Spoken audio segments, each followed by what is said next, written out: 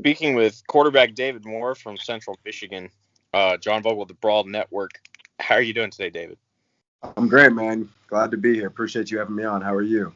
I'm pretty good. Thanks for asking. Yeah, no, I think I've been going through for the last week a lot of the smaller games and stuff with like the Tropical Bowl, the Hula Bowl, some of the tape, and Yeah. College Gridiron Showcase, obviously that we sponsored, and just trying to kind of get an idea of where everybody's at. And so you were the guy when I went through the tapes and stuff that really popped at me, right? More than most of the other quarterbacks that were in these games. I think overall over the three that you did, because you did Hula, you did Tropical, and the Showcase. I think Yeah. out of Yeah, the did three, it all. yeah, I bet that was crazy, wasn't it? Yeah, it was tough for sure, but I was just on the road for a while, man, for sure. It was definitely crazy. So you were the guy to me that popped the most out of anybody. I think you made the least mistakes. I think you made some of the more eye-popping throws. I think there was a lot of question coming in about what you could do, and a lot of it had to do with this NCAA suspension that happened last year at Central Michigan. So I No figured doubt. that'd be a good start for our conversation, was kind of tell people what happened with that whole process, and like how did you end up here? Yeah, so obviously it's a long story. But so basically what happened was Um, the summer going into 2019, I had just went to GNC looking for, just some protein, creatine type of deal. I mean, like, just like, most college athletes or really athletes anywhere, they go to GNC to, get some protein or whatever. And, it was nothing different for me, pretty routine. I mean, I know the difference between, protein and creatine and then something weird that's like a steroid or whatever Mm-hmm. the case is. And it was actually just some off-brand protein and creatine that I had taken before when I was at the University of Memphis. And I had 3 NCAA drug tests at Memphis too, and I passed them all. So I just really didn't think about it. And I guess negligence is just not a. I mean, it's my fault still at the end of the day, for not checking or whatever. But on the back of the label, it doesn't have any NCAA banned substances. So anyways, I took that for a little bit of a while during the summer, just thinking it was normal protein creatine, which it said on the label and everything like that. And so then we get into the 2019 season, and we're chugging along. I'm starting, playing really well. And then, all of a sudden, Coach Mack, my head coach, Jim McElwain, tells me come into his office.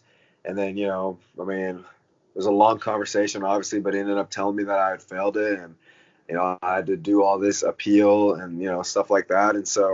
Um, and so that's when it got really tough because, the NCAA, it's in the past, and I'm not really gonna try to harp on being negative about it, but they really take their time, and then B, they really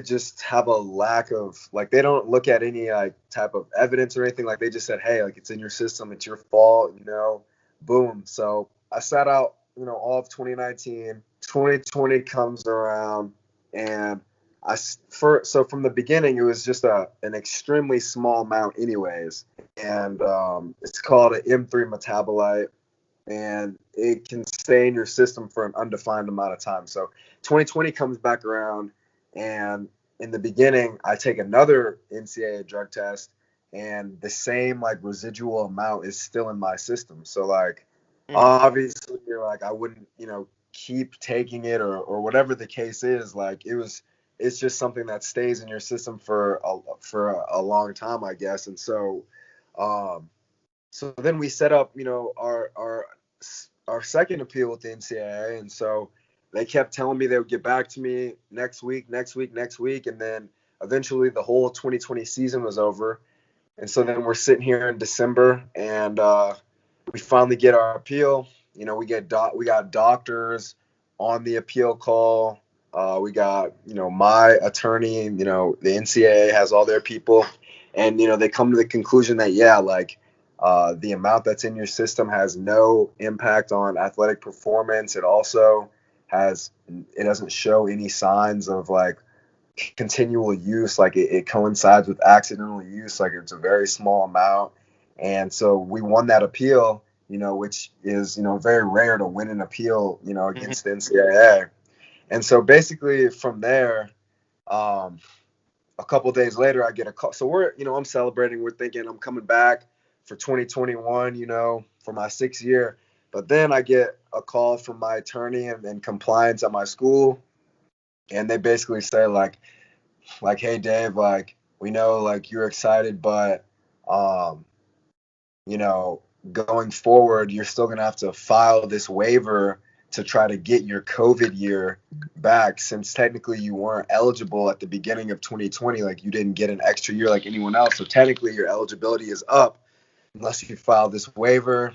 They said they wouldn't be able to get back to me for a couple months.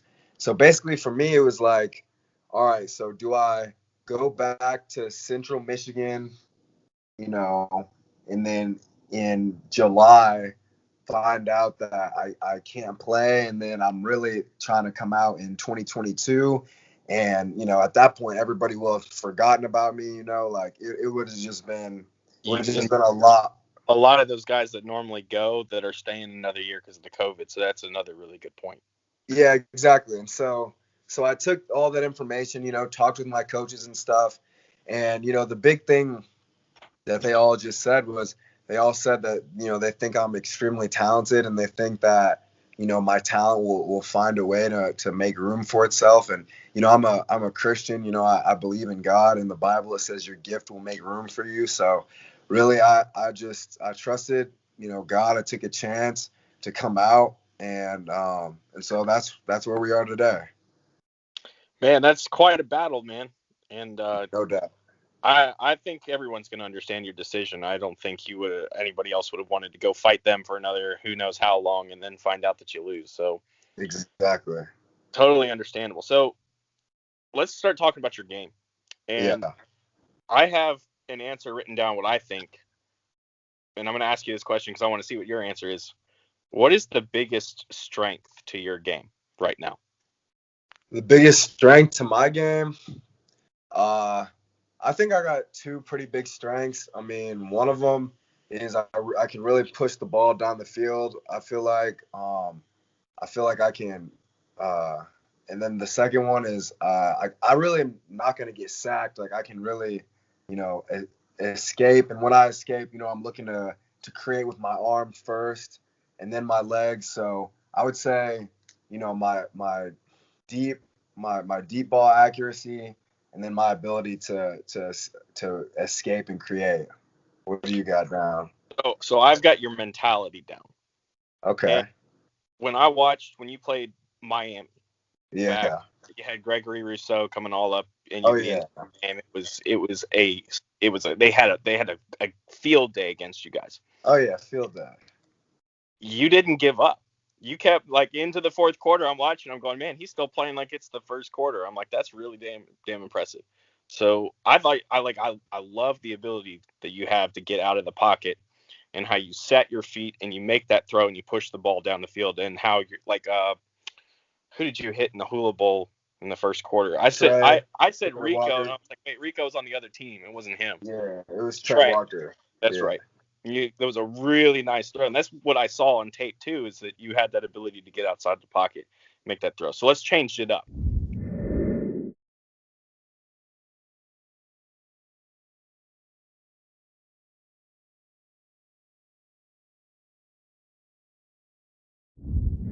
What do you think is the biggest weakness to your game?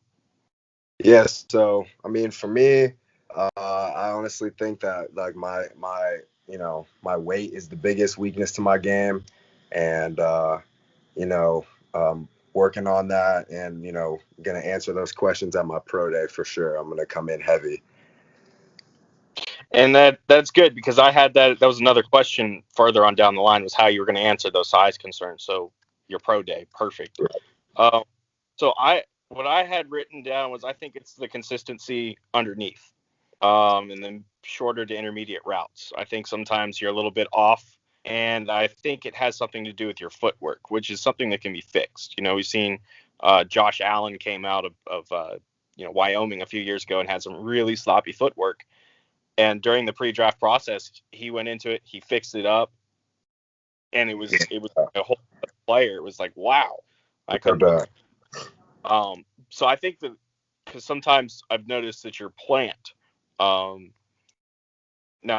obviously, I'm just the Twitter scout. You don't have to take my word. I'm just throwing my opinion out here. Yeah, no doubt. I think I noticed your plant sometimes when you step into a throw, it's a little bit wide. No doubt. That's definitely something that we work on. I get wide a lot for sure. Yes, and it's not a bad thing all the time. It's just I think that does mess with the shorter and more intermediate type consistency, and that's something that you can fix. So it's not something I'm majorly concerned about, which is why I think I like you more out of most of the other guys in the lower part. So, who is your favorite player growing up? I do have an answer written down for this too. I'm gonna take a guess, but I want to hear you first. Like my favorite player, like as a kid growing up. Yeah, growing up that you kind of emulated. You played the backyard, kind of pretending that's who you were. Oh man. Well, my first ever favorite quarterback, honestly, I used to be a huge Ohio State fan. It was Terrell Pryor, honestly, which is I know that's a crazy answer. I'll take you back there. I know you probably haven't thought about him in a while, but him. But then just like once Deshaun Watson got to Clemson, that was it for me, man. That was ever since he started playing, he was splitting time his freshman year, and then ever since then, that was it for me. Who do you got? Oh, I was gonna say Michael Vick, but yeah, I mean, everyone, of course, everybody loves Michael Vick, But hey, no, Terrell Pryor. That is a name that goes way back because he ended up coming to the NFL and he switched to receiver. Had a really good year with them. Remember that? Yeah. Who is the best defender you ever had to prepare for and then play against? Yeah, so taking it back to the Miami game, I mean Greg Rousseau probably. Honestly, he was a lot of trouble, and at Central Michigan I handled all of our protection and stuff.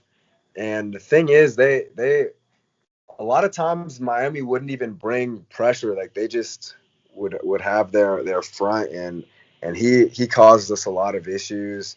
Um, you know, um, so I mean I'd just probably say the University of Miami defense, and then also Western Michigan's defense wasn't too shabby either. How did you prepare for Gregory Rousseau going into that game? Yeah, so I mean, just kind of we went into that game. We wanted to spread them out a little bit. We had some really good receivers. We wanted to get the ball to quickly. So it was just about understanding my protection, understanding that I don't have a lot of time to hold on to it, and he still got me a couple times. I was running away from him for a lot of the game, but it's just really understanding your protection, and that's something that Charlie Fry, who was my offensive coordinator, really really used to harp on me. Charlie Fry, I remember him too back in the NFL. Yeah, he just took the Miami Dolphins quarterback coaching job too. Fantastic. That's going to be lucky for whoever ends up being the quarterback down there. No doubt. So, what are your pre-draft workout plans? What are you doing to prepare for the draft, and who are you going to?